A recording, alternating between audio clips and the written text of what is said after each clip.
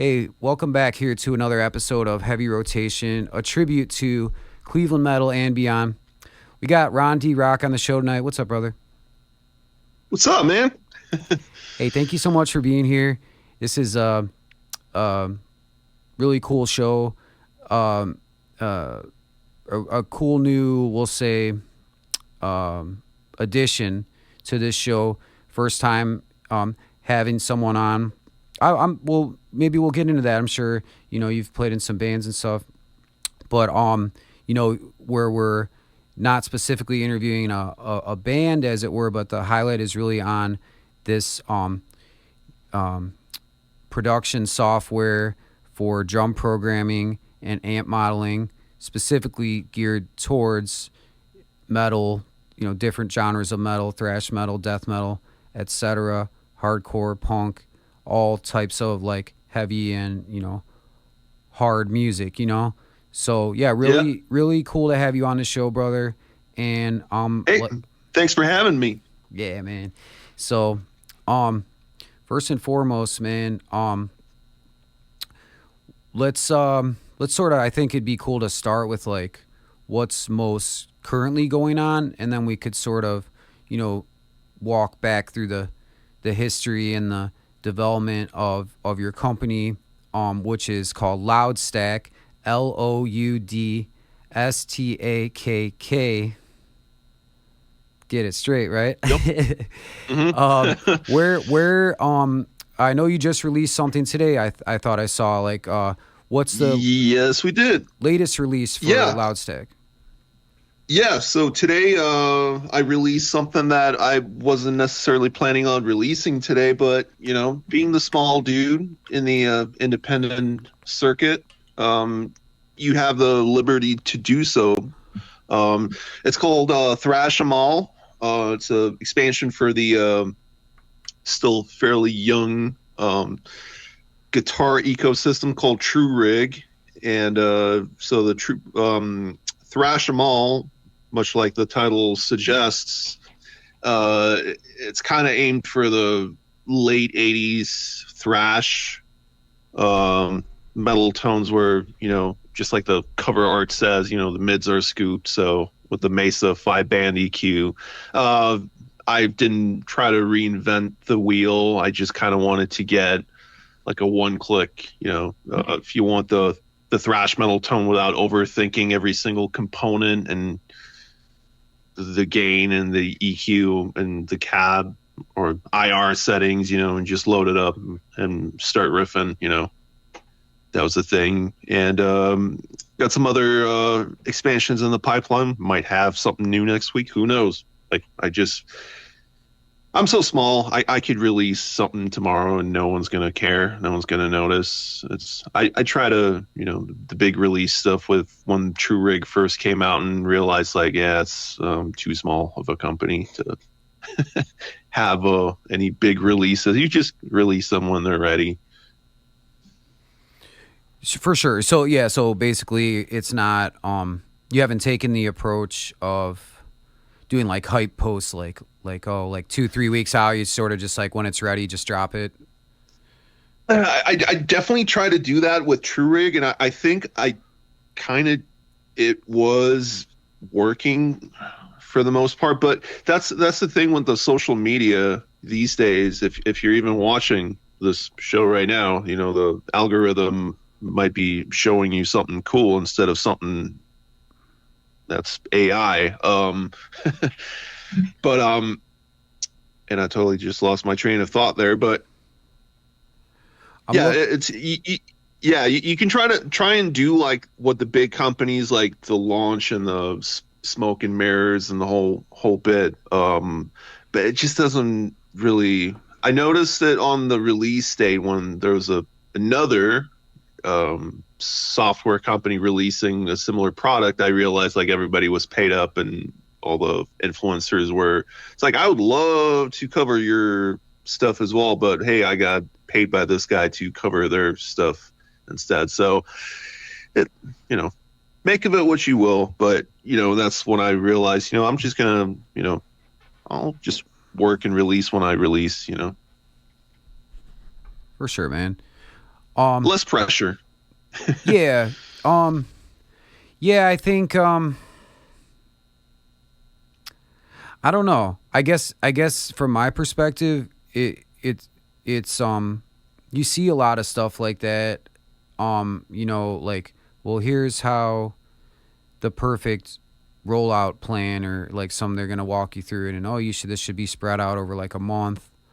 But I mean, from my, and I'm not like far be it from me to be the one to advise, but my perception of it is like, as long as you are posting something every day, like it doesn't need to be this like grandiose rollout just for one thing. Yep. Sometimes I think people can almost be kind of like they'll just like, all right, just give it to me already, like.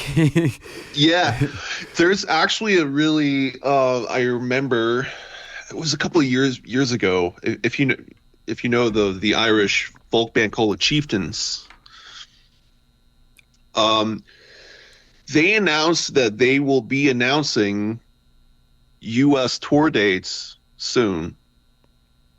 It was a big thing on Facebook. I saw that. I'm like, yes, the Chieftains are coming to the U.S.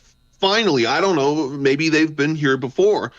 Then a few months went by, and I'm like, well, where's the damn tour dates? I never saw anything. And then I guess like 6 months later, I figured that they just played at my local casino. I never heard of it.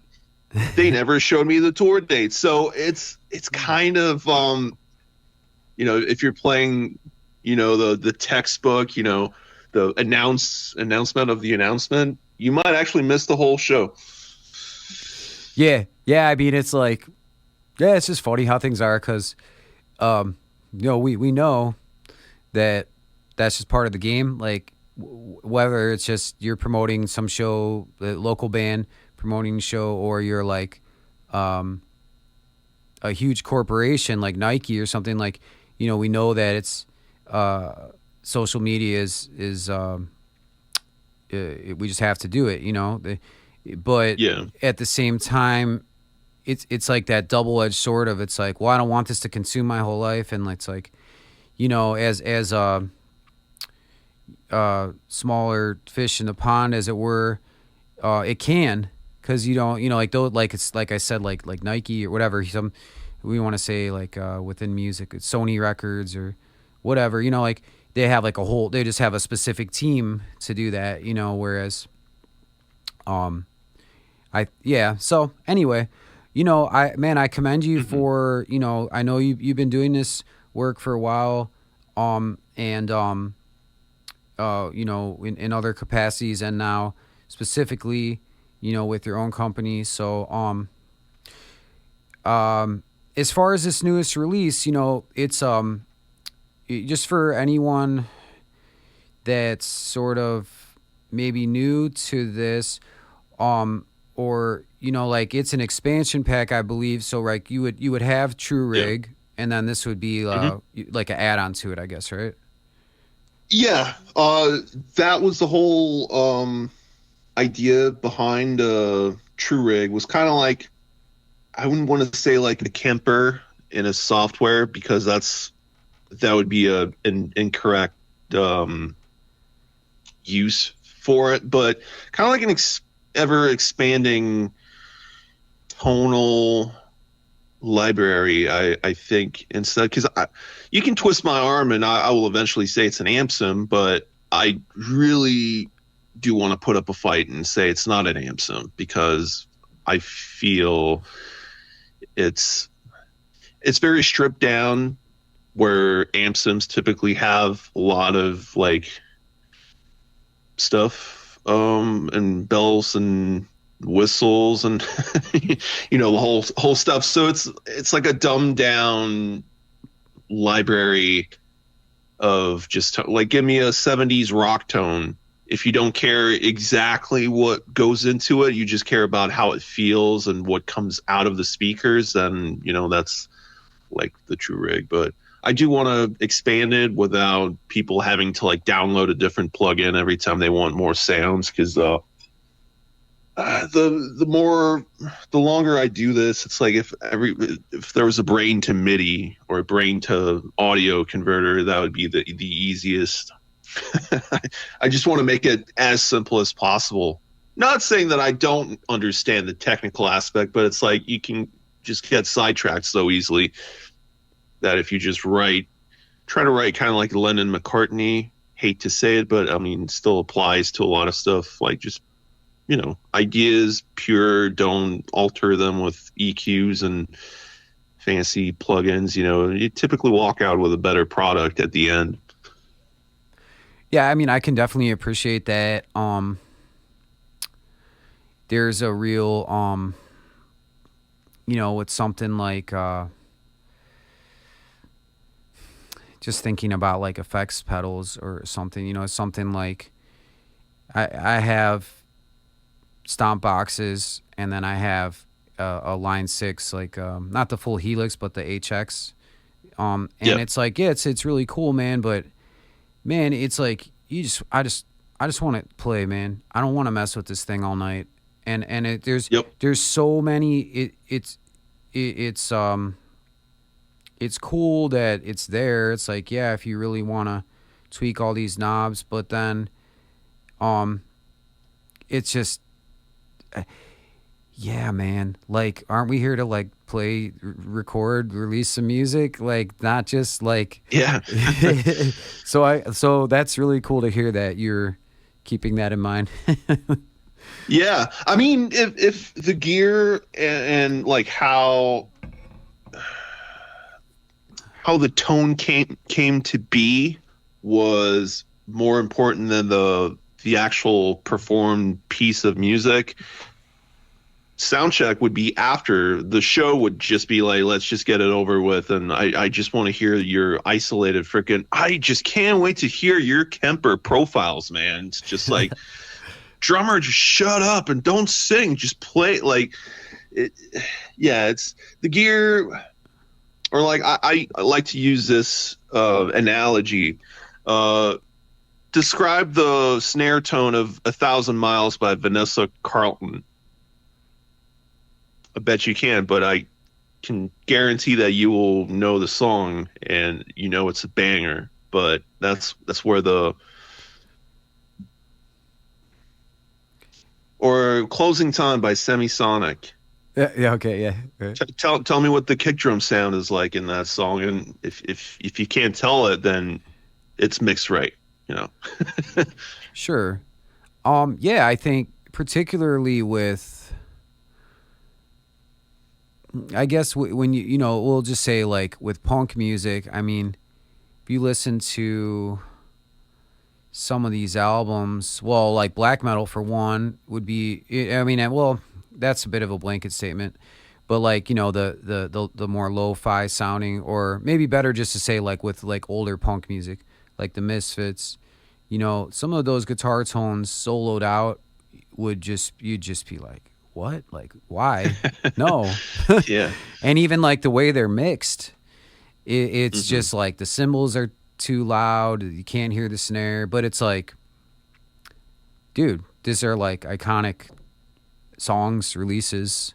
It's yeah, I guess I don't know where I'm going with that sentiment really, but I guess sometimes it's just better just to get, is it sitting good with everything else, and let's just get to it. And it seems like that's sort of the aim of the product. Like if you're already saying, well, yeah, this is gonna work good for thrash music, just kind of plug and play. Yeah. And to piggyback off that, yeah, so then you guys also have I want to say, correct me if I'm wrong, like what was the first releases were drum, I don't want to say this the wrong way, you might have to finish my thought for me. Well, drum programming or the drum MIDI sample packs, I guess you would say. When Loudstakk first started out, we also had like the Slate Trigger, the TCI samples, but we quickly realized like it's a different market and it's not overlapping with the MIDI at all.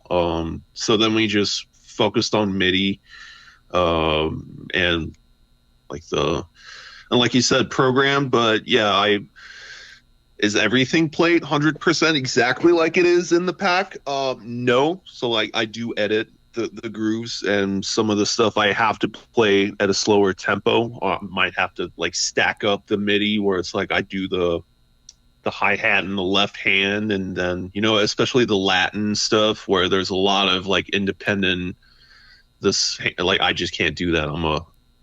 My drumming is the same level as Lars. Technique. Well, dude, what's that? I mean, I gotta think that it has made you a better drummer, like just in the process though, like because you're having to go outside of just like getting through playing it, like to the point where you're really like internalizing that, almost like you have a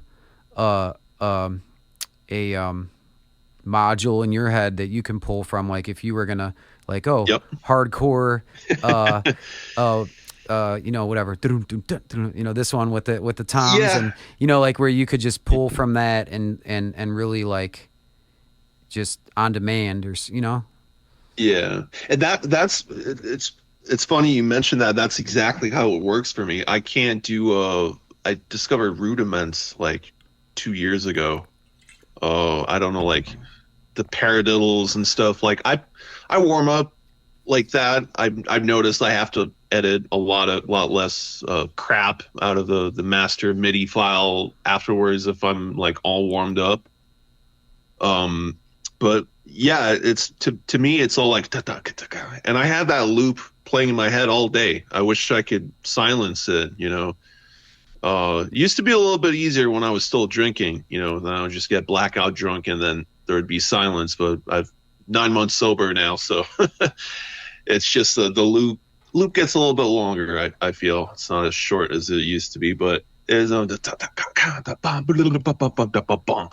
like I don't see note. I can't read sheet music or with drums anyways, so it's just this annoying little loop, and then I just kind of play like a pseudo guitar riff. It's just like the caveman low IQ high gain riff-a-tree over it, and just loop it to like 36 minutes, the same riff, and I just play until I'm bled out of ideas. Okay, right on, man. And then you just kind of chop them up and tighten the grooves. If there's mistakes, then you kind of see if you patched up the mistake later on. You just like kind of replay the fill that you screwed up, or you just like punch in certain notes, or you just delete that 8-bar section altogether. But yeah, I crawl through a pipe of very stinky stuff so that the other guitar players and songwriters just have to drag and drop. Right on. I see it. yeah, right on. Like in my haste and lack of mixing capabilities, when I have brought in drum MIDI from Loudstakk or whatever, any Easy Drummer, whatever other stuff it is, I've a lot of times I'll just like max out the velocities because but I noticed that about the drum programming, that it's typically there will be different velocities, which is a good thing, obviously, to give it more of a human aspect. So, in your production of each of the beats, are you pretty much leaving that alone, or is that something that gets like is there a specific like process in that aspect? Like consistency versus like, I guess like variety of, I try to land somewhere in the middle, and often it is like style based choice, like a death metal kicks. Like if they're not like very even, you're basically introducing, if you're using something like an easy drummer and they're just like all over the place and fast, then you're basically trying to do the same thing as like, hey, we don't need that trigger on the kick drum and we're totally like going to hear every single. No, you will not. So one discussion I like to have with my good friend Zach Gibson, we're both just kind of like trolling. It's like, triggers are cheating. It's like, no, they're not. If you have an off night, you will hear that the drummer is having an off night after the very first 8 bars. It's just, but in death metal, it's the consistency, and you got to give people consistency. So can I play that consistently? No, but that's the beauty of like MIDI. You can kind of increase the spread of the velocity, or you can decrease it, make them more even. So that's a little bit of cheating that I do when I play the MIDI grooves. But as far as like toms and like hi-hat, kind of like an even dynamics that you can tell it's played by the same person, but leave so that it's not like 127 constantly. Yeah, we all know about Even that. though like with actually when True Drums comes out, you can definitely get away with just leaving 127 everything. It will still sound like a drummer. I'm just saying. Inserting this little information nugget in here.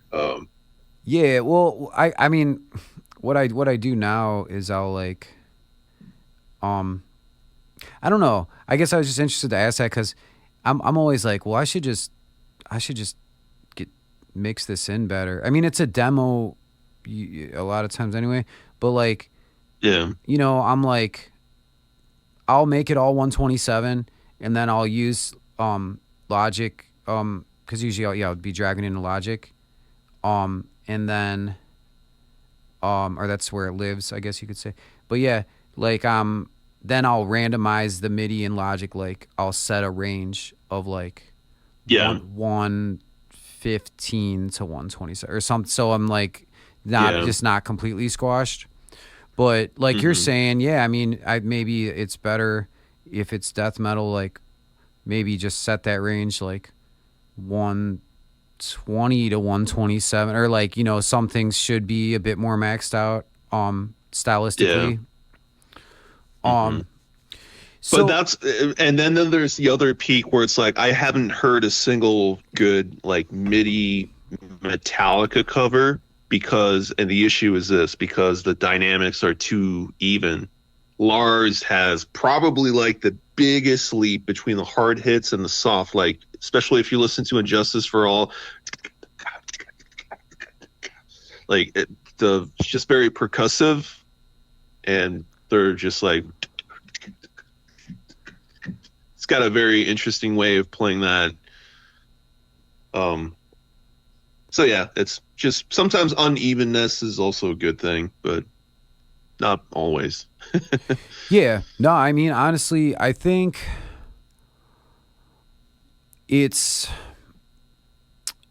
the way that a lot of songs are written, it's like, it was the best of times, it was the worst of times, or something, like it's great that, especially if you're like the primary songwriter in a band, or even if you don't want to be in a band, you just want to be like write all your own music and hire people out, or you're able to do everything yourself, or but like there's a real, it's so cool that you can do that. But then the other side of the token, I would say, is just like, yeah, there's a lot of magic in like some of these old records because there just wasn't an option. Like if you like an older, like Malevolent Creation, or like, Cynic, I love Cynic, this like the album Focus, like this, they didn't have those tools. So the countless hours spent in rehearsal rooms, and like, but it's like now I just don't think, I'm not putting myself on any sort of pedestal. I don't think, myself included, like a lot of musicians, like a lot of times we're not ready to just go in a recording studio and just bang it out.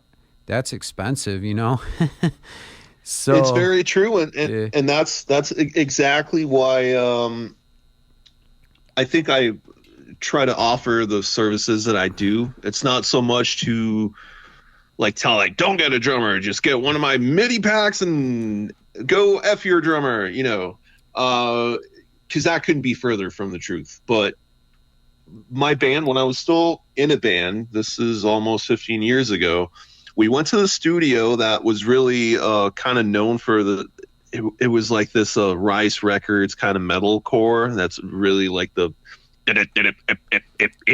like guitar edits are like super tight. So that studio was all about editing. Like the studio guy was really good at that, and that's why he got all of these bands that I guess majority couldn't really play.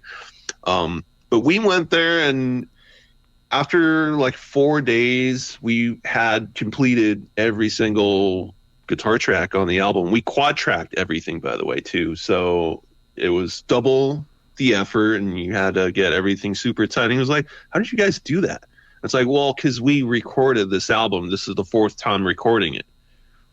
Demos, pre-production, second pre-production, and now this. So we just practiced it with our like Focusrite little dummy boxes, and now we're here. The irony is that the actual album sounded the worst out of those 4 versions that we did. Yeah. It's the only one with vocals, but it's the mix itself, I guess, was kind of done in a hurry. So the pre-pro actually sounds better. I don't have the files anymore, but yeah. Yeah. No, I mean, I think it's well, it's not all good, but it's all good learning. I take everything as a learning experience, everything that, like, whatever it is, acquiring different types of gear, different approaches to writing music, because not everything's going to be your jam, but then, you're, by that process, you're just figuring out your workflow and yeah. I've definitely used the drum programming a lot. Like, and I will say, okay, drummers are almost when you write a song and then you want to hire people to play on it or to track it, they're almost as, we'll say this, vocalists, like I 2 songs I recorded, and then I wish I could just do the vocals, but I'm not quite there yet. But to do like a death metal vocal, but it was hard, way harder than I thought it would be to have a vocalist like just be like, to me, like I just recorded it, like me singing it, like it did. I would never want to release it the way it sounded, because it was just like me like yelling. It sounded more like a punk singer on a death metal. But yeah. I yelled it. I did it all like with the cadences I wanted, and I wrote all the words. Mm-hmm. And it was difficult to get the singer to do it that way. Like I made sure that I could have the person come to my house so I could be right there. I felt like that was the only way that was going to happen. So, but with drums, I think it can be that way too. Drummers are, a bit particular, like, well, no, I don't want you to tell me what to play. I don't know. If you're hiring somebody, I think they should just be like, I'll do it or I won't, Yeah. And that was definitely what you're saying. It's like, don't tell me what to do, was definitely I guess kind of where I was butting heads with a lot of really good drummers. If I would have just taken a few steps back, who knows, maybe I would have gotten to play with those awesome drummers a bit longer back in the day, but it's tough when you hear the whole symphony in your head. It's tough to say, like, okay, the first flute or the first violin, just like play whatever. I don't need to hear it or pretend like I don't hear it. Like, right. But that's also one of the pitfalls of like being very meticulous about drum programming, because you will fall in love with your arrangement and you cannot hear it any other way. And that's also the same band where we did the album 4 times. I was into drum programming at the time, and I did not allow any, like, no, you will play it exactly like I wrote it for you. and so it's again, could go back in time and just kind of like, how about let's hear a little more you on this song. Definitely might have actually gone somewhere with that. Yeah. Well, I mean, we just gotta, I don't know. I think it can go either way. I don't think it's ever a bad thing. Like, sometimes, in life, not just, in any aspect of life, but, of life, but like for sure in bands, things get stagnant, and then it's like, if one member, or two, or however, is able to like, is feeling more creative that day and can get the thing done, it's, I don't know. I never liked that idea of like, well, no, you have to wait for us to, or, it's like, well, let's, it's, you got to get some things done, and not feel like upset that, it's like, well, are we going to get things done or not, Yep. But anyway, very, man, very true. Yeah. Yeah. But anyway, so the, I wanna like, for my own understanding, and then also anyone else who will listen, like, really sort of like break down, the features of, the True Rig, and then, I guess, at this point, is the True Drums, is that sort of in development, and then but then you do have all the drum MIDI packs that are still available, I believe. Yeah, so True Drums is just going to be a third, or like I would say third product line, to have the one kind of like our version of the Easy Drummer, and then you just get the expansions for that, and it's just easier to build like a one really solid plugin, and then include this extra sample data from like different sessions, and change the look of the drums a little bit. And it's just, instead of trying to, here's 25 different drum plugins, it gets a little messy.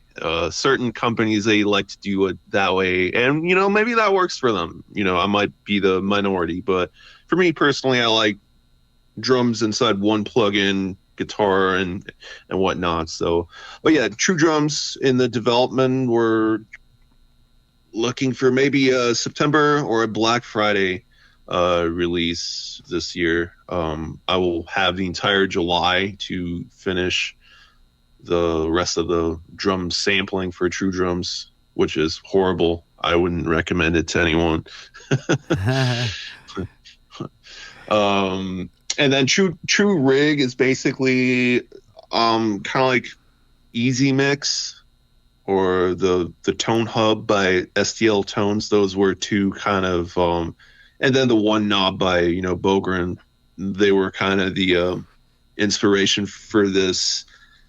And you got your basic like input gain control, so how distorted it is, then your bass, mid, treble output, as well as this kind of a simple gate control.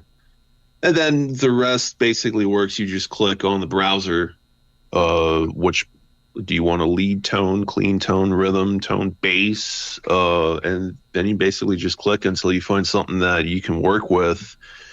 And Behind the scenes, there's a little bit more. It actually has a full, like, there's chorus, delay, reverb, flanger. There's a very exquisite equalizing section as well in there, but that is for in-house use only. So I actually get to play with the fun stuff. I might be including like a master. You can turn effects on and off in the future. A couple of people have reached out and it's like, yeah, perfect patch, but I want to turn this reverb off, and stuff. So, but they're hidden because I don't want to give too much options. That was actually Carl Sanders from Nile was one of. He's been a long time supporter of what I do, and God bless him. He's been when it's a rough patch, an email from Carl makes the rainy cloud go away, and it's worked so many times. So I trust his word and opinion because he's older than me. He's been doing music longer than me and has played more shows than me and and all that stuff. So I really trust his feedback. And but when I was introducing the idea of True Rig in the first place, this was like a year and a half ago, he was one of the first people that I reached out to because like he will tell you the truth, no matter what. As inconvenient as the truth may be, he's going to tell it to you. Mm-hmm. If the song's not good, Carl will tell you. But he really kept insisting that just make it simple. Make it really simple. Like, and first it had more stuff, like, you don't need that. Just turn it off. Take it away. Put it away. Give me as little as you can, and then start building from there. And once I sent him, it was like one of the few versions before the first retail version came out. I was really like, I had butterflies in my stomach because I'm like, is this what you like hope for? And fortunately, it was all good. This was 10 points. So I did my part, and he was happy about it. Even though it's like I do want to say that this wasn't like a built for his specs. He just really, it was like the older and the wiser kind of who do you go to when you need a feedback, kind of guy. Yeah, the sure. Watcher of of True Rig, Yeah, of course, man. This is your baby, and you got hours, days, months, like a lot of time into it. But yeah, a proper shout out to Carl from Nile. I mean, one of the goats, man. And for just real. a hell of a musician, man. I mean, like, never have I met him in person, but he certainly has that aura of just a nice guy, approachable dude. Not like so that I mean that sounds like him to me, like that he's giving you honest advice and supportive of, not just like I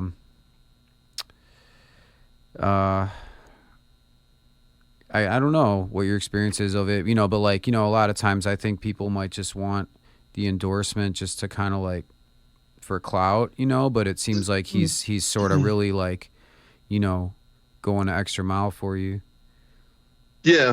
And I feel that's probably, even though I guess some might say I have a pretty impressive artist roster with Loudstakk, but it's honestly like I never wanted people just to say that they like, that scene in Forrest Gump, but I play with my Flexolite, but it's $50,000 for it. Like, I get where Forrest is coming from, in that scene. So I'm the same way. Like, you can, if you don't use it, it's why bother? It's and also, like, I'm not the first guy to ask for an endorsement or any of these like testimonials and stuff. I should probably do a better job. I might have a whole lot more of those. But to me, it's more like I guess like the Pablo Escobar. I really want to know the person that I'm doing this with, you know. The kind of slower, steady pace, you know, wins the race for me. And if you really like Loudstakk products, then chances are you might actually like me. For sure, man. Um, with the well, let's start with the drums. So, with the Mhm. process of getting the drums captured, do you use triggers on an acoustic kit, or do you have a E kit that you would use? I've got an E kit that I actually just upgraded not too long ago. E kit's definitely the easiest way to do it, and you might know, like I've got all the like gazillion different symbols and stuff. I might not even need it because you could just like afterwards like transpose the notes to wherever. But I just like the big feel. Like I grew up on Eric Carr and like Nico McBrain and Lars and all those. Terry Bozzio or Bozio, however, that would be too much. But like Eric Carr, you got to have 4-rack toms, man. You know, it's just I just feel safer overplaying some fills, you know, when I have. But E-kits, yeah, they're good. I would definitely recommend those to anyone. I still got to sync it up. It's in the live room of the studio, but I need to run a cable so I can actually sync it with this control room computer still. So, but it's there. You know, I play it every now and then. When it's time to make some more grooves, then it's going to be a sweaty session of playing away.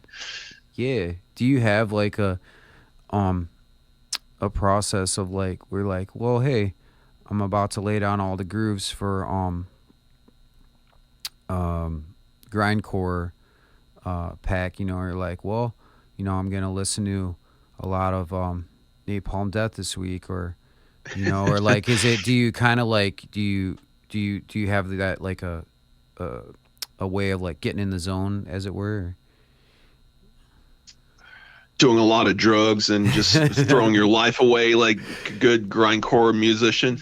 Yeah, Nah, that could go with it. yeah, really not looking forward to the crust punk one.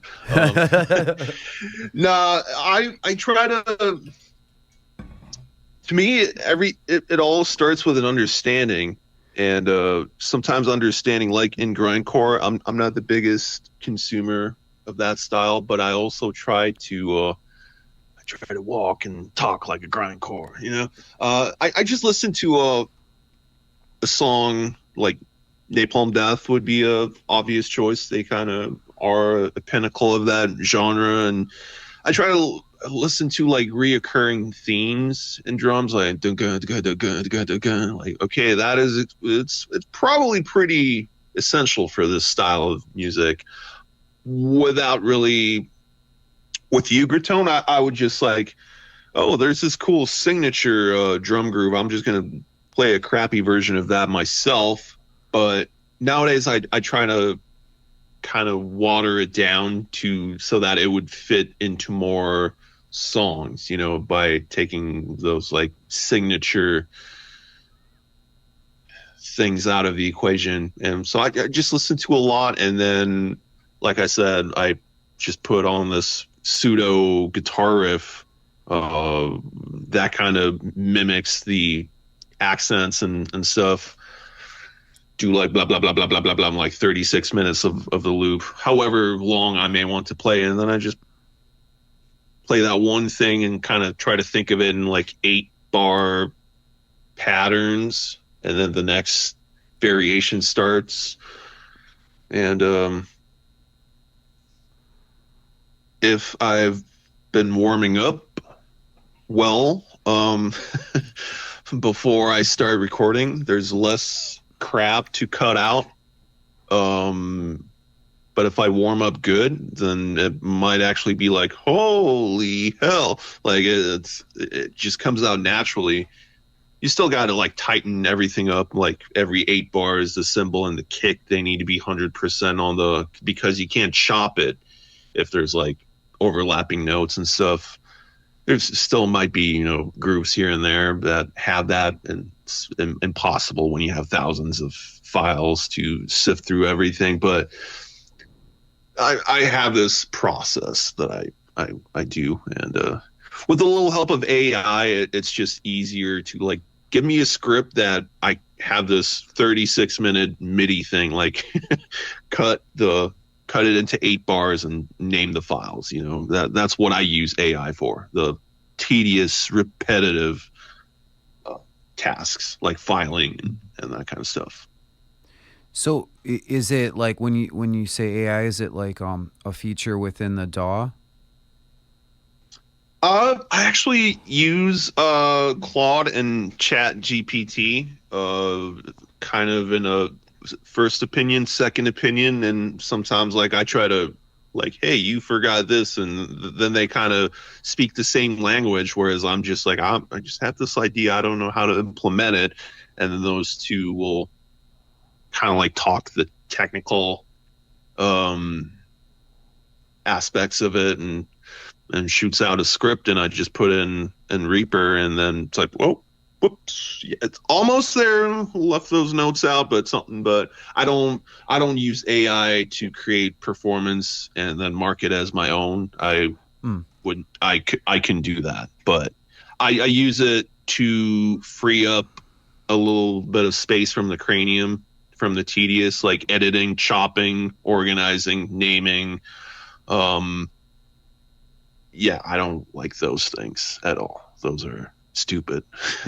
Oh, well, yeah, no. I mean, yeah, hot topic. I know, right? I mean, yeah, like I'm definitely, AI in creating art. I guess if you're upfront about it, then, you know, people can just take it as it is. But, well, and anyways, that's not what you're doing anyway.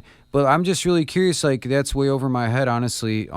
So you're able to get prompts from the from like ChatGPT, or like the other one I guess it's like a different AI program. You said it's called Claude or something? Claude, yeah, it's actually integrated into VS Studio, which I use for programming like True Rig and True Drums and stuff. I do not have any skill in like C++ and that kind of stuff, but Claude kind of assists me.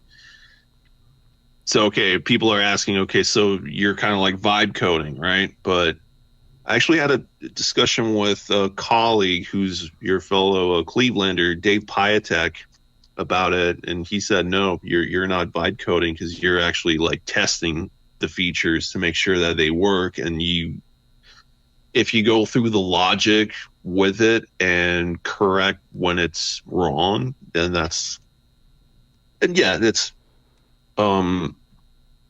it would be nice if you could just say, give me a plugin that will sell 5 million copies so I can move to Florida. I would certainly consider it. Yeah, no, but I get it. it's just not there yet. You still need a. But you're able to. Sorry. So, but anyway, so you're able to get a prompt and then, or some information, and then it input it into Reaper, and then that would aid the editing process. Is that's sort of how it works, or? For MIDI, yeah, I actually just continued it today, like literally right before this interview. I was trying to tell, like, no, you're not getting it. One of the, there's always like smart cop, dumb cop kind of thing with the AI.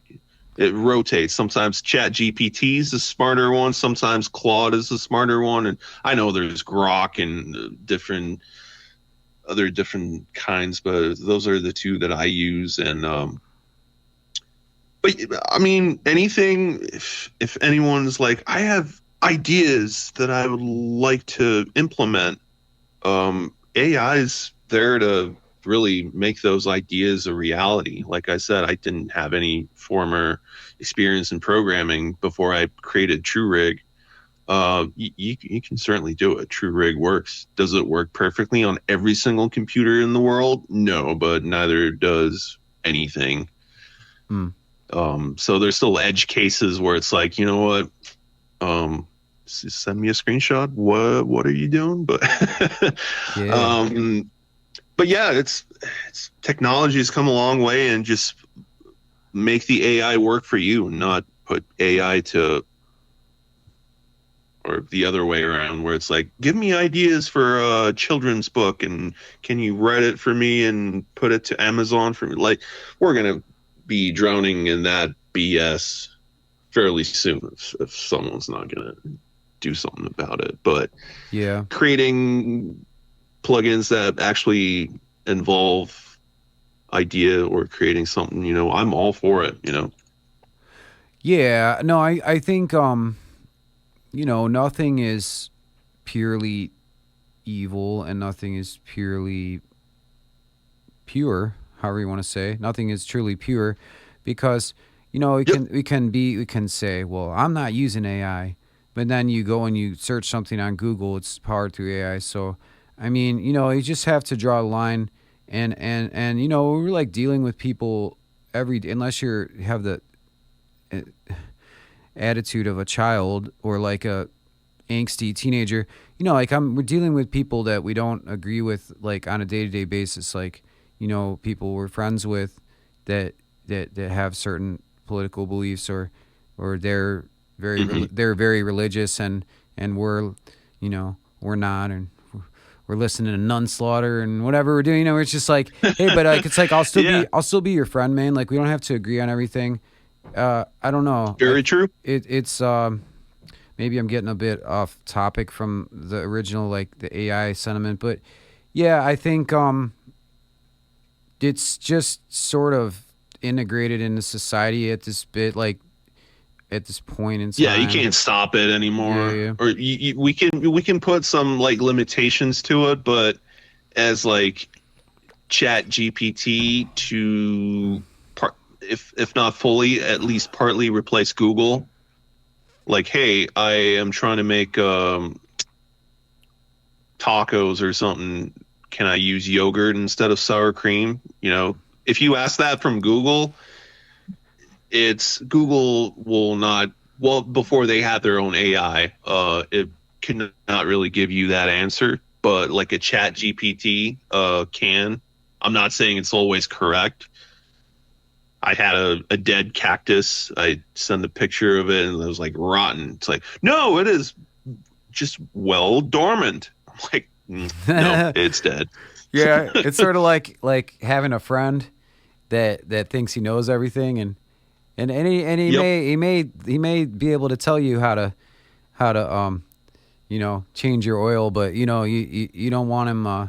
You wouldn't trust him to like, you know, do work on the engine or something. You know what I mean? It's like, yeah, there's it's very true. And I lose my mind every day when they get all like high end. It's like, you do not have the higher ground to lecture me because your information is incorrect. What you're giving me does not work.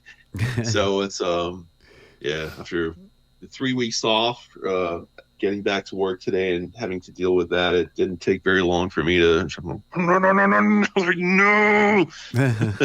But you know what? I chose that route myself, you know. So, hey, on kind of like other... that smart ass in the office claims to know everything and then really doesn't, you know. Yeah. At the end of the day, we're responsible for, you know, our decisions and our actions, and you know, we have to, you might go to the doctor, and the doctor might tell you, well, you should do that. I mean, you should probably listen, but I mean, if it just rubs you the wrong way, like, yeah, man, I don't know. I'm not gonna, you know, take that medicine. I think that might be really bad for me, you know? You know, we have to decide. And doctors, especially these days, it's, there's just seems to be more and more cases where it's like, you know what, you're pushing something that I, you know, It's just a crazy world we live in. Mm-hmm. Sometimes where you can be right, but it's not giving you the results that are expected from you. It's just Yeah. Other side of the coin, though, because that whole sort of uh, discussion was sort of like the springboard for that was just talking about getting the drum beats into the system and getting them edited and ready for sale. When it comes to the true rig and getting the guitar tones, I've never done this myself. I think it's something that's a lot more accessible to people now that it's been a thing for a while. But my understanding is that involves capturing impulse response. Or how does that work for you? Yeah. Yeah, so True Rig is based on Neural Amp Modeler, which is kind of like this new neural technology, free to use for everybody. You can use it as part of your own software, whether your software is free or commercial. It doesn't matter. It's really an awesome thing, and I can't wait to see what else it can do in the future. But so the neural capture for NAMM is pretty easy. You just kind of, or it's not easy. I'm still very much learning how to, but I'm getting better and better, just very slowly. But you just basically choose a tone that you like. These days, I've realized that I'm getting better results when I'm just like trying to get the whole rig capture. Like that's the big difference between the core library of the True Rig and these expansions is I switched from trying to get just the head captured and then the traditional like impulse response and kind of like 1 + 1 = that. But now I'm just like trying to capture the whole thing with the mic and every like the cab in it. I'm getting way better results. It's kind of like you're just are you putting a boost in front of it? Are you not putting a boost in front of it? Just trying to dial a good tone, EQ to taste. And then you run this, I guess it's like a 1.5 minute signal of like, it's like if you really want to torture somebody, you would play that on a continuous loop. It's rather chaotic, but I guess it's trying to look for the transient spikes, like how fast the response is and like how much gain the amp has, how much bass, and kind of like the full spectrum.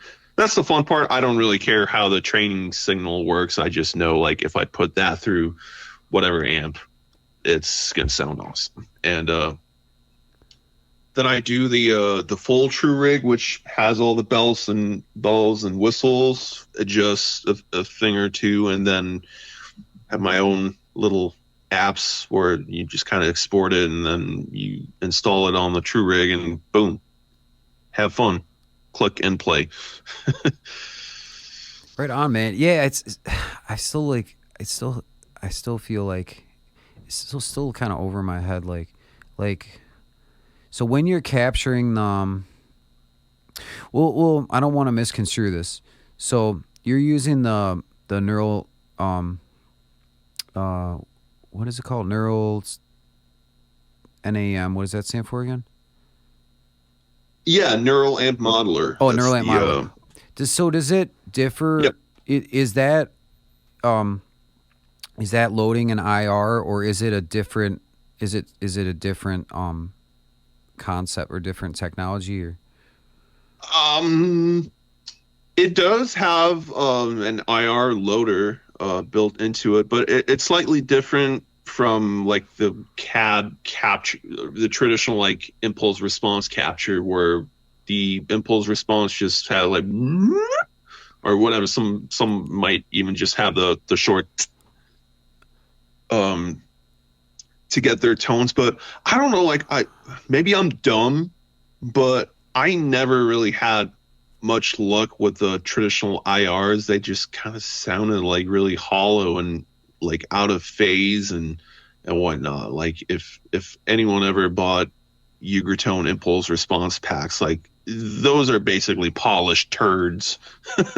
They sounded a lot better when I was actually getting the tones when I was trying to capture them. When I then got the impulse responses out of them, like this sounds nothing like the guitar tone that's coming out of the mic. So that's why I'm happy that I figured out that the full rig capture is the way to go for me. Yeah. And basically it's just like recording a guitar in a traditional way. Use as many mics as you want. The only thing that you cannot use when you're capturing is a noise gate. So that's where like the chainsaw capture and like a lot of the fuzz may be sounding a little tame to some people, and then is this because I can only turn the gain up to a certain level, and then they start whee! Right. Because you don't have the noise gate to like block it out. So there's still, instead of being super high gainy and stuff, there's still a bit tame. But that's just a technological. I'm still trying to figure out like a workaround for that. Like how can I cheat the system to take it, or maybe you just take it with the feedback. I don't know, but it does not result in a very accurate capture because there's just too much noise.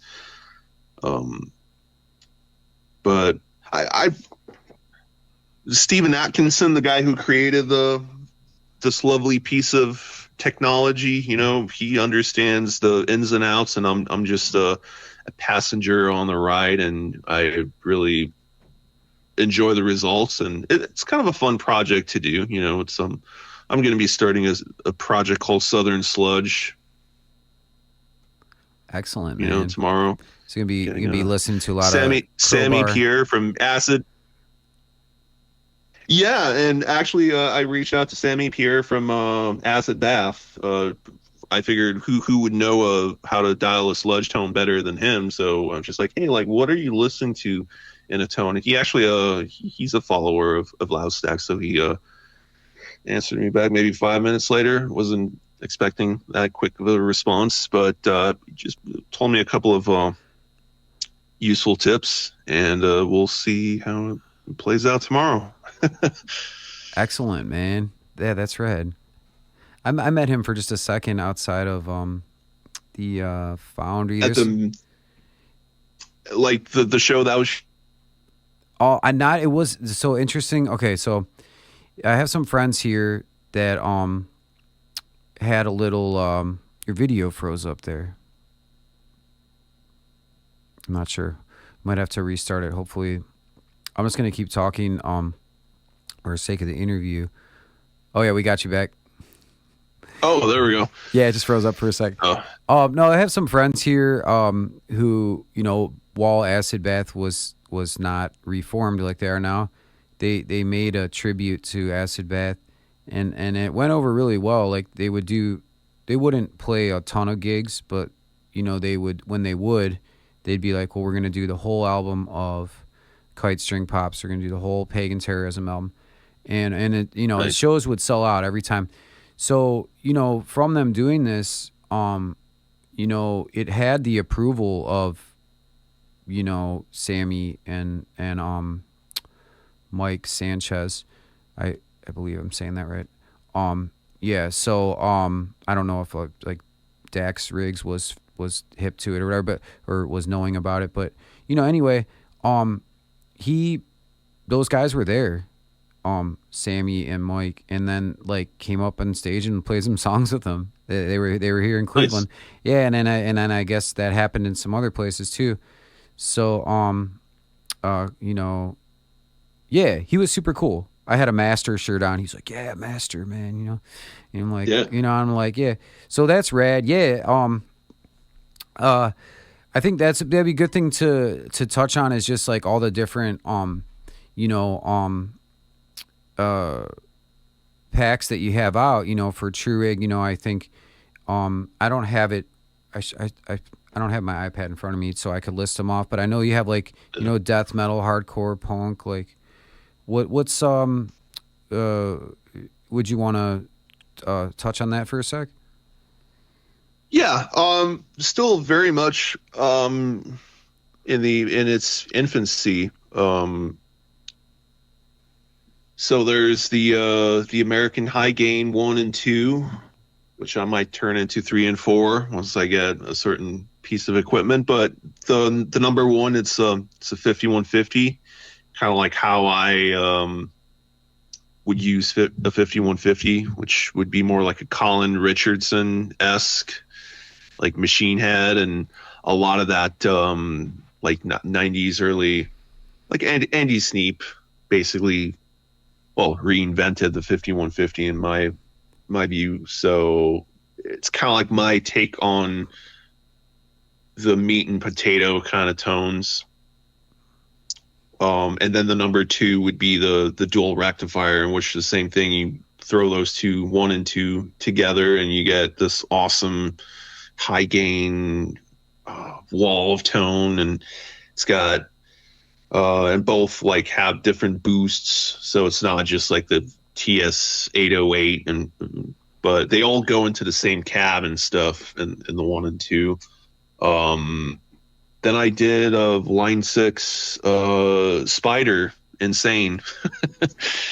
As I always kind of wanted to promise something a little wacky. To my philosophy has always been, well, why not? It's Line 6 Spider. Everybody like crank the Insane that has 0 mids, but it makes your playing sound like. So I kind of wanted to capture that just for personal reasons, and then I kind of ended up promising it for when I did the studio fundraiser. I still have to carve the names on the studio wall, those who donated, so they got a freebie out of that. And then I just figured that why not share the fun and make it available for everyone and anyone. And then there's a Grindsaw Tooth Gain. I don't know what the hell that means, but it just sounded cool. So that's more of like the chainsaw and kind of crust punk, like kind of like I wouldn't say circuit bending, because that's like a synth term, but you're just kind of, chainsaws and amps that kind of sound broken but brutal at the same time. Like, do not dial your tones like this for everyday use, but if you want to just sound ugly and mean, then that's probably a good pack. And then I'm just going to start filling, the Southern Sludge is going to start, I wouldn't say like a fuzzy, but, like a bum, bum, bum, bum, bum, bum. And then now the Thrash 'Em All that came out today is kind of so whatever is requested from me and whatever I feel like doing, and most importantly, the gear that I have available, which unfortunately where I live is a pretty big limitation, because I don't have like an amp guy who's got, oh yeah, I got that. If I would have one, the guys who have those, they're just asking, oh, give me 30% of the sales and $1,000 a day for this one amp. I'm like, no. Whereas like, yeah, I might actually have to come to Cleveland to Mercenary. They've got some cool gear down there. So it's, hey, whoever wants to make a pack, let's do it. Get some cool tones. Yeah, there's that one, this guy, he plays in like hardcore bands, and he has like a YouTube channel. Oh, Kyle Bull? Yeah, that guy's got like 1 million amps. I've reached out to him a time or two about that matter, but we'll see. Yeah, he's known as the amp guy, I guess. Seems like a cool guy. Yeah, so Kyle's cool for sure, man. Yeah, so we're at 1:10. I typically would do an hour, but I as I suspected, this is definitely one that deserves to, be a little more chill and like, just kind of take our time going through everything. So, Yeah, Yeah. we'll definitely chat for a few more minutes and just kind of like wind down the interview. I definitely wanted to, you know, use this as an opportunity to, I mean, it's not like an infomercial, but just to, we're talking about, your product, and hopefully anyone that would hear it, if they're interested, that would have a better understanding and whether that leads them to purchase it or even if it's just helpful in their own um Yeah. music production, songwriting. Yeah, that's the only reason I do this, just to make not to inflate my ego, but to actually, make songwriting a little easier, that when you get to the final stages of your studio time, that your song structure and all those, that you will basically leave no stone unturned uh when you're trying to come up with drum ideas. It's like, maybe this will work, instead of just, oh no, this has to work because it's my idea. And it's kind of, so one of the testimonials from Ghoul, or Charles from the legendary band Mayhem, he put it really well, and just kind of test riffs against, different drum grooves, and until you find yep, that's the one I'm taking to my drummer. And he plays with Hellhammer, so I'm sure he can play whatever is needed. Yeah, man. Which is the same thing with Carl Sanders and George Colias. It's because Carl sounds like, yeah, I'm using your drum MIDI a lot, and it's like kind of thinking like, yeah, it's some of the stuff I've played, ends up on a table of George Colias, which is kind of unreal at times. I try not to go too deep into that thinking hole, because you can, but it's an entertaining thought every now and then, to think about it. That's rad, dude. Yeah, for sure, man. Yeah, you never know. You put your all into the things you do, and you never, sometimes word gets back to you, but I guess you sleep well knowing that what you put out in the world, it could go pretty far, and inspire other people, and just a very, very real chance for sure that's gonna happen.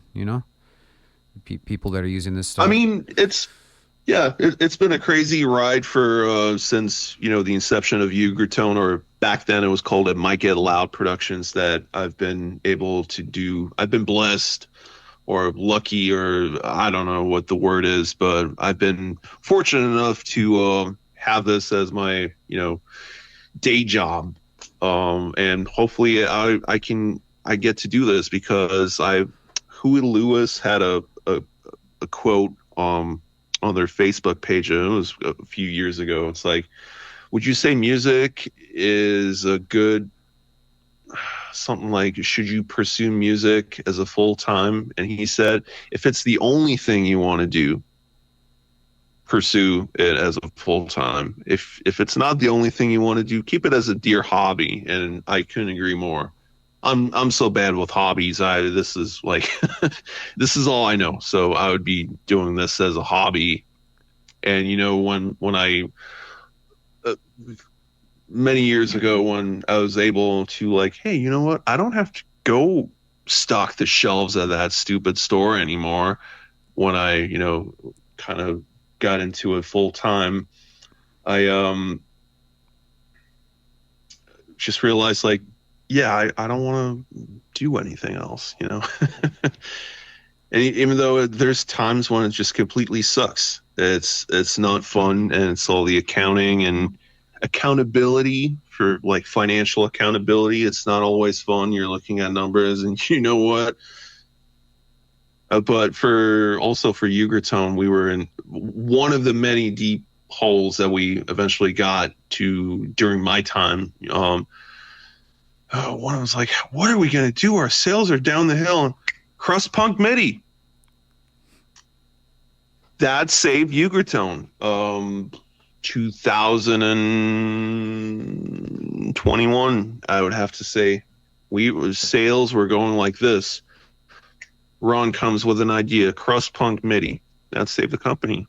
And then a year later, what saved Ugertone was punk and grind drums, which was the freaking tube, the concrete, like the quick tubes. I just built a drum set out of those. I didn't have any money to buy like any decent shells, so I just built a drum set out of quick tubes. I've saved Ugertone for the second time. So, I mean, yeah. Don't call me for personal financing. My ideas might not save anyone else's personal finances, but saved Ugertone twice. Right on, man. That's cool and very interesting to hear that the crust punk of all genres would be the one to really come through in the clutch. Yeah. So with Ugertone. There's no official way to pronounce it. I just say Ugertone, but I want to say Ugertone because like Celtic Cross. Like, ooh. Maybe. Yeah. But anyway, yeah, I know that's how you kind of got your start. Or it seems to be that way, you know. And then you said it was originally called It Might Get Loud. So like during that time, I guess, as you know, you sort of alluded to before, you didn't have like the setup you have now with the studio and everything. It was sort of humble beginnings, I guess, as they would say. Very, very humble. Ugertone, first product we ever did was recorded in the summer of 2013. It was in a wooden sauna at my parents' lake house in Finland, on a 2-track Focusrite. It was like the one that before the Scarlet series. It was the one, I can't remember what it was called, but it's like had 2 inputs. I borrowed a couple of mics from a local studio, and we went in there and we got a drum set that had like drum heads were changed maybe 5 years ago or something. And the sauna was so small that you could only put bass drum in it, and you couldn't put the whole kit. So everything was recorded like a one instrument, one piece, one drum at a time. Then that sat in a shelf for about 5 years or 3 or so. And then I was like, well, why don't we call it Call Drums? And so that sample session that I basically did as a joke ended up pretty much creating my career. The first Call Drums was it was such a dumb idea that we got so much like free publicity because from like all the haters, like, this is such a stupid idea. But then people were like defending it. It's like, yeah, it's a stupid idea, but it's awesome because it's such a stupid idea. So I kind of hope that, you know, maybe I have to do something dumb again to get like Loudstakk to proper put it on the map.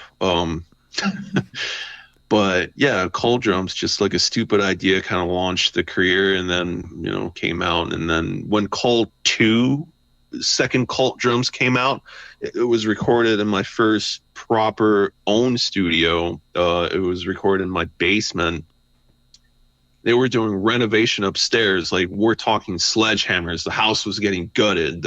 The main floor was getting gutted, but we built a studio first in the basement. So there I am, you know, doing the kick drum hits, and they're like, you can hear the tails and some of it if you listen to the Cult Drums 2 samples like very carefully. You might hear those like sledgehammer hits. Yeah, we never really had a proper. Now the space that I have now it's almost like too good, and would have been too good for Ugertone, but you know, it's very humble stuff, very low budget. Most of the drum sets, like, I only bought the shells, so I then like drilled the holes and put like the lugs and hoops and everything. Like, I assembled the kits myself, so just to save some costs. and very DIY stuff. And worked for many years until 1 year it no longer worked. Uh, for sure, man. and that's Um, and that's when we announced the farewell tour in 2024. right on. It seems like they're based overseas. Are they? Ugertone, Yep. as it currently is, or Yeah, I mean, I sold my share at the beginning of the year 2025. It's now part of a German conglomerate, or it's an audio group. They've got a bunch of like Sonos Score, so Ugertone's one of them. Um, and you know what? They run the brand with a new strategy, and it's cool for the people that didn't want Yugertone to go away, that it's still there. Even though I think it's a little different because I'm not, I wouldn't say like I'm calling the shots, but pretty much everything without like rooting my own horn too much. Like the creative choices for pretty much everything in Yugerton were mine. And so it can be the same company no longer because it's under new management. But I've got Loudstakk and they've got Yugertone, and hey, got both. yeah. No, I guess it's sort of it, like you said, it's not going to be the same, but it's still there, and it's part of your history. So it's like it's But yeah, I mean, it was yeah. my college and my NCAA. Mm-hmm. Got to and even though I don't feel like Loudstakk is it's I probably took a step down like on the level of like high school football in that sense, but the Bills are definitely NFL real. It's play, playing in the as far as like making the tools right now, I definitely have a much better idea of what they should be about and what's not as important as I previously thought would be, and just optimizing everything, trying to enjoy life more and not. I still have a bad habit of like I work in spurts, so like I try to do like 3 weeks of just like breakneck speed, and then I take 3 weeks, kind of smell the daisies, and you know, I love my work, but it's also something that I don't want it to kill me too young. Um, how old are you, brother? I am turning 38 in September, so I'm at the. If it's okay for me to, I mean, obviously, uh, are you like a family man, or like do you have a? Yes, sir. Oh, okay. Yeah, happily married. I think me and my wife just had our 10th anniversary. Not married, but we've been together for actually over 10 years now. It's going to be 11 years. And last October, I became a proud foster parent for a 4-year-old girl, and looks like she might be staying with us for the foreseeable future as well, which we would welcome. Every day's every day's different. Every day's a challenge, so I also have to remember that, to make time for family and stuff, and because of her I can't just give up and this isn't working. It's like, no, I have to make it work. It's a really good motivator in that sense. But yeah, balancing the time between work and family, especially in this, like you said before we went on the air, that you just got to show up every day. That's the only requirement for this. Like, because of the social media work and all that, you don't show up for a week, you're might as well start all over. Yeah, yeah. Just consistency is the key to most things. You know, a lot of people are gonna give up. Yeah, sometimes I think you it's not maybe giving up. It's just knowing that it's time to move on something. But Yeah. So yeah, so and then as far as like your studio, I've followed your The whole build. I've probably followed ever since Yeah. you had because I followed Yeah. like Ugatone before that, and then it was like okay there's dude has a new company, and then so yeah, I remember when you were posting pictures of like converting your I think so this is all like where you live, it's just you converted like I think you had a garage that was like Yep. separate from the house. Mm-hmm. Yeah. Yeah. So it was originally the garage was going to be used for something else, and we were kind of thinking of like different build styles, but this was at the tail end of like COVID because we bought this property in 2022. So the price of lumber was just like up there. So, and then that was also around the time when like Ugatone was slowly but steadily declining, and the guys didn't really want to put money aside to build a new studio, not just for myself, but for like Ugratone's needs. So like that's a big reason why Cult 3 never came. It was always discussed, but it never came. And now it's coming out as True Drums. But yeah, it was the whole idea for the studio lived rent free in my head for ever since we moved here. And then, about a year ago, we finally started, putting it together, and took a whole year. By May, I'll be recording bands. Yeah. In May, this room did not exist. So I didn't mean to talk over you at the end. Have you? No worries. Have you outside of doing the Drew Rig, all the Loudstakk stuff? Have you tracked any bands there, or just like music of your own that you would release?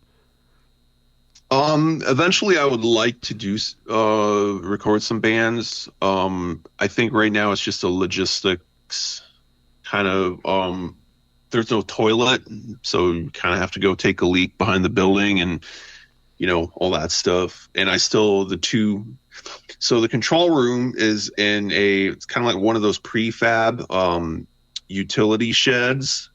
It's a 16 by 40. So it's an external building that was shipped here. It was actually quite the show to see when the guys like wrestled it from the road to like here, and it's exactly where it needs to be. But there's no corridor between this and the garage. So I like on a rainy day when I have to go to play drums, I'm like, oh shit. Like I actually have to go outside a little bit to go to the other place. But it's a good setup once we get the corridor and all set. Like you could throw a grenade in the live room. I wouldn't hear it over here in the control room. So it's doing exactly what it's supposed to. Right on. Yeah, I have to say, as far as like interviews I've done over Zoom, and as I expected, just with your line of work, it's you could just tell. I mean, like we both have headphones on. We both got we both got everything's just like really stepped up the overall like quality of this offering with this one. Yeah, it's like I appreciate it. It's been really cool to have you on, brother. Hey, thanks for having me in Blue Yeti. It's the best $100 you can spend it once, and that's the only reason I got this mic was makes these interview things a little easier. You just got to plug in and play. I might have to Whereas like look you into start, one. yeah, and once you like, I've got all the interfaces and I've tried like the webcams on the studio computer and plug in and pray. It just does not work. I prefer simple things when simplicity is a plus. Yeah, yeah. I mean, with doing this, I come in, and I do it here from the school, and I feel like, from it's a community college here, Lakeland Community College, in Kirtland, Ohio. But I feel like that adds a bit of validity to it. I could do this from my basement at my home, like especially if it was for Zoom, but I still come in here. I feel like I said that's a bit more. Um, yeah, just feels right.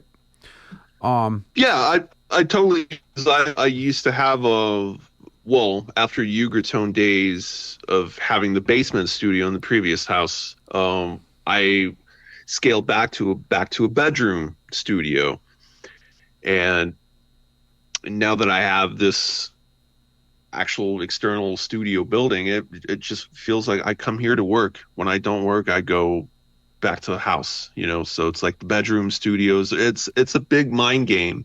So I completely understand that it feels easier to come to a place, get it done in a professional setting, and then, do something else, so line between like free time and work, it's very weird in this line of work to begin with, so if you have a dedicated space for work related things, it's definitely a better. For sure, man. Well, yeah, dude. Like I said, thank you so much for being here. Thank you. Thanks for having me. Yeah, I really appreciate like going through the process with you, talking about like how these products are created, how they work, and yes, just kind of like shooting the shit as it were, Yeah, Yeah, man. that's always a blast. Yeah, brother. So And it's good to finally meet you, well, not in person, but in a Zoom call. yeah, likewise, man. If Yeah. you're ever up in Cleveland, hit me up, man. I will actually be there in 3 weeks for 2 nights at the Cuyahoga National Park. Is are that how you pronounce it? are you like camping out there? Or? Yep. Oh, okay. I'm not sure how. I'll have to see where that is, but yeah, man. I don't know. Hit me up, man. And if it's in the cards, hit up a show or grab a cup of coffee. I'm sober too. I stopped drinking like 2 years ago, so Yep. it's a good way to be. Nothing against anyone that still partakes. I definitely had my fun times with it, but Yeah. you know, Actually, there's a really good Joe Lowry quote. He told me about that. It's like when you're on tour in Europe and you'd be amazed how many beers you can drink before sound check. I'm like, that hit home big time because like when I'm bored, I'm like, holy cow, like 12 beers in 30 minutes?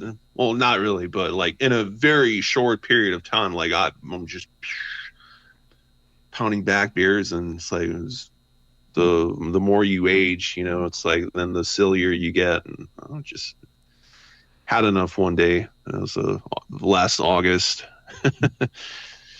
I hear you, man. Yeah, yeah, it's like I said, to each their own.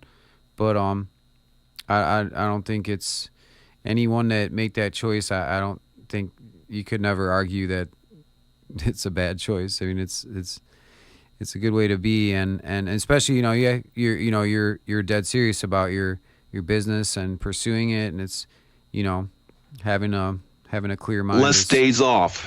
Yeah, right. That's for sure. But yeah, for folks that'll hear this,